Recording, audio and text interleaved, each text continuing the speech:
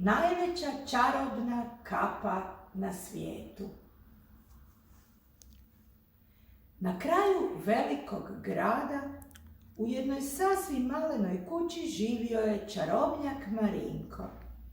Bio je to pravi pravcati čarobnjak, jer je, kao i svi pravi pravcati čarobnjaci, imao čarobni štapić i čarobnu kapu.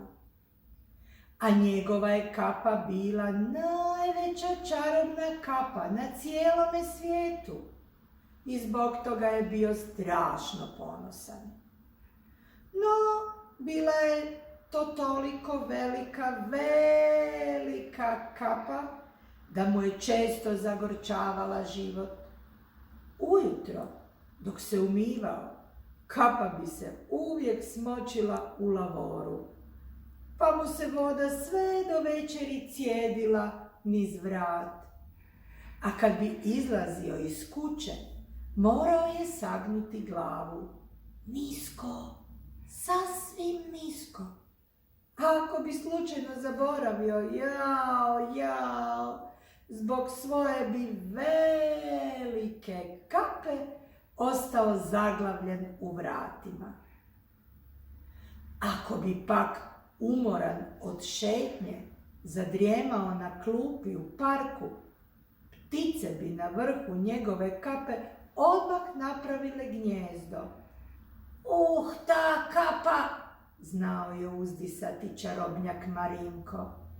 Kad bih je barem nakratko smio skinuti, makar na 5 minuta ili možda 4.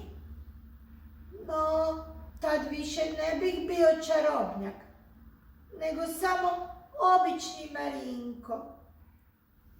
Ipak, najgore je bilo noću.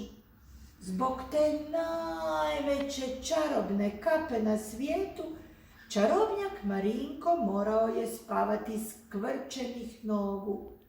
Ali je čak i tada vrh njegove kape kroz vječito otvoren prozor virio van.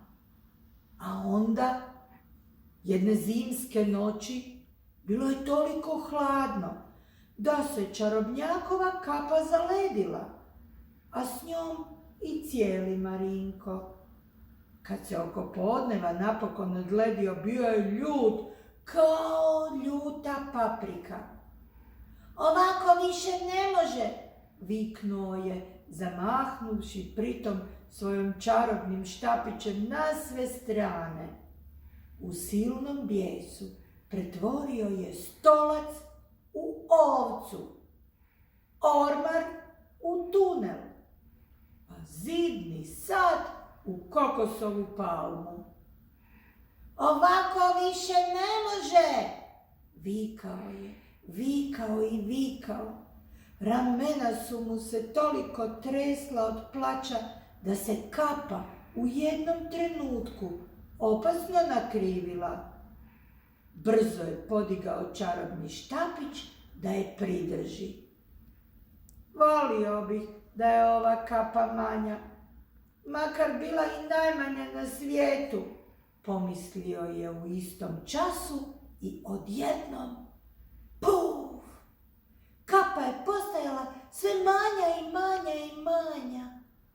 I na kraju velikog grada, u jednoj sasvim malenoj kući, živi čarobnjak Marinko. On ima najmanju čarobnu kapu na cijelom svijetu i zbog toga je jako sretan. Tek ponekad, kad zapuše oštar sjeverac, pa mu se uši od hladnoće zacrvene, sjeti se Marinko svoje nekadašnje velike kape koja ga je tako lijepo grijala.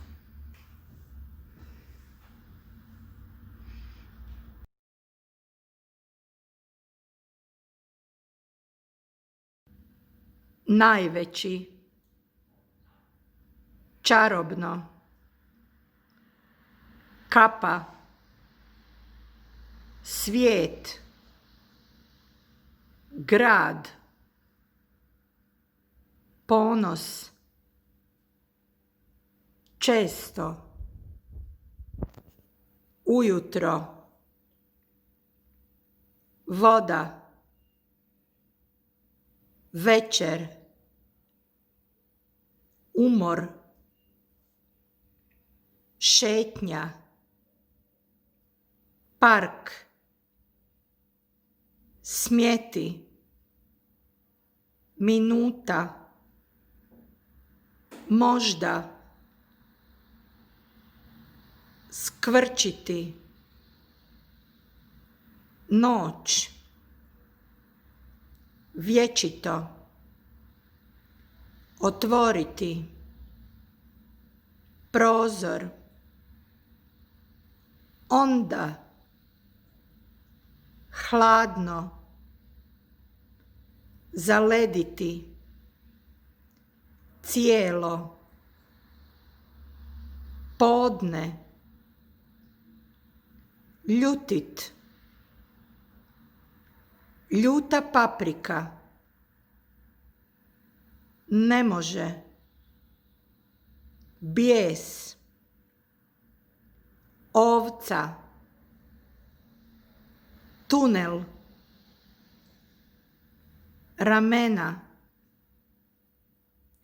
jako, sretan, nekad, lijepo, grijati,